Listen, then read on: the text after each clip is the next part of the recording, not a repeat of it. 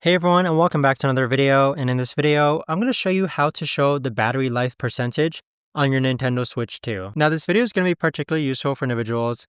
Let's say that you want to go ahead and see the actual battery percentage of how much battery is left on your Switch 2. How do you actually go ahead about doing so? Now this video is going to be short, sweet, and simple, guys. There's not going to be a lot of steps involved. So first, let's navigate to where it says System Settings. Next, scroll down and then click on System. Now, this is the really important step, guys. You want to go ahead and scroll all the way down to where it says System Battery Percentage.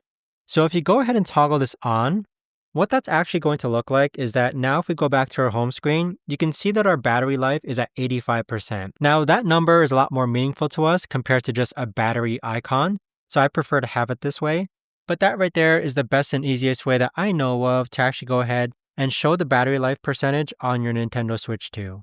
If you guys know of a better or easier way to actually do this, let me know in the comments down below. I would love to know. Thanks so much for watching, and I'll see you guys all in the next video.